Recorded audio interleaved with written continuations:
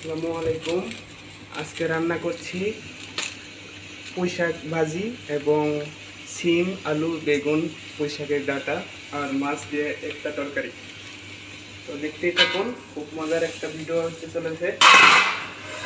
দুই তরকারি একসাথে রান্না করা।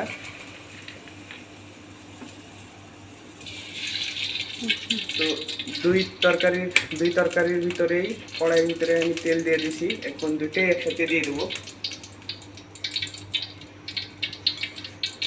এটা শাকের জন্য।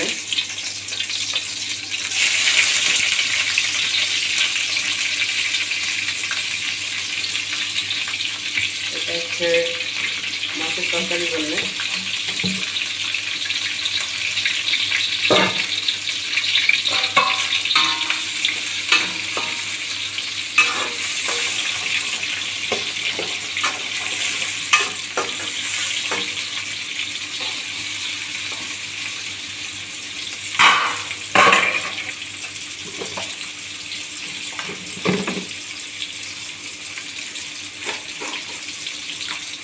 প্রথমে দিয়ে নিচ্ছি আমি লবণ,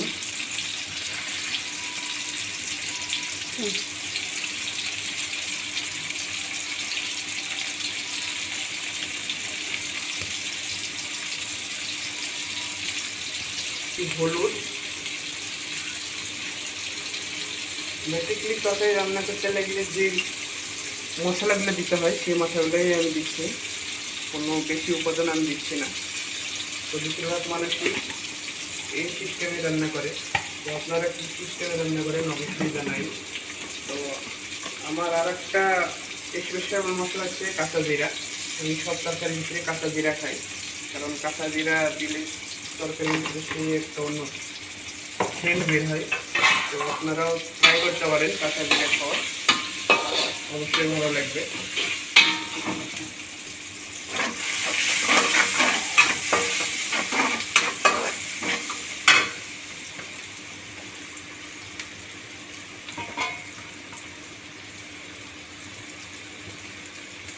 তো আমি কাঁচা শাক দিয়ে দিচ্ছি।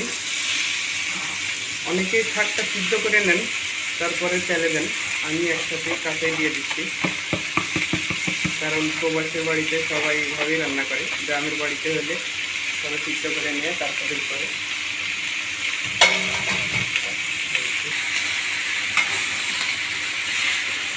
শাকটা দিয়ে দিচ্ছি আমি, এখন নাড়া দিয়ে নেব। এখন এটাও প্রায় হয়ে গেছে।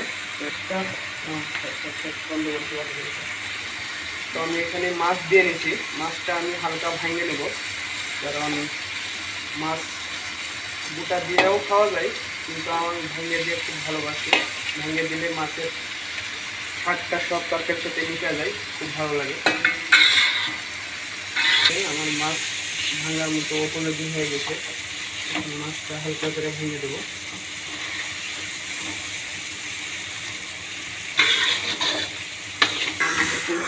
চলছে অনেক সুন্দর একটা রেসিপি। এটা সবার পছন্দ হবে, এমনকি ছোট বড় বৃদ্ধ সবাই পছন্দ করে পুঁই শাক। আর পুঁই শাক খাওয়া ভিটামিন। তো দেখতে পাচ্ছেন আমার মাছ ভাঙ্গা হয়ে গেছে। আমি আধা ভাঙ্গা করে নিছি, কারণ পুরাটা ভেঙে গেলে আবার সমস্যা, মাছ দেখা যাবে না। তো আমি পুরাটাই আধা ভাঙ্গা করে নিছি। তো এখন তরকারিগুলো দিয়ে দিচ্ছি। এখানে তরকারি আছে পটল, সিম, আলু, বেগুন, পুঁই শাকের ডাঁটা। তো সব একসাথে মিক্স করে বাংলাদেশে খুব খাইছি। এখন মালয়েশিয়া এসে বেগুন মিলে তো পটল মিলে না, পটল মিলে তো সিম মিলে না। তো আজকে আল্লাহর মধ্যে সব কিছু মিলেছে, এই জন্য এই সবজি তরকারি রান্না করছি। তো আপনারও তো শাক আমাদের প্রায় হয়ে গেছে। আর নিচে পানি আছে, পানিটা শুকা ফেললেই শাক হয়ে যাবে। তো আমাদের পুঁই শাক হয়ে গেছে, শাক ভাজি। তো আপনারা কীভাবে ভাজি করেন অবশ্যই জানাবেন। আর এই সময় পুঁই শাক খেতে কে কে ভালোবাসেন অবশ্যই কমেন্টে জানাবেন।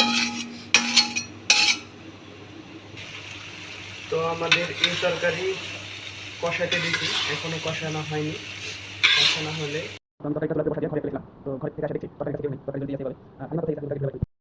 হালিমা নড়াচড়া দেয়, সে আছে সোফার ভিতরে শুয়ে আছে। ফাইনালি আমাদের তরকারি হয়ে গেছে, পুঁই শাক, আলু, বেগুন, পটল, সিম, পুঁই শাকের ডাঁটা, আর এখানে পুঁই শাক ভাজি। তো হালিমা কেমন লাগছে?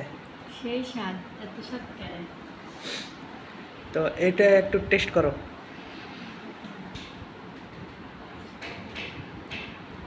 সেই স্বাদ। ওকে, মাশাআল্লাহ, আমার রান্নাটা ধন্য হইলো।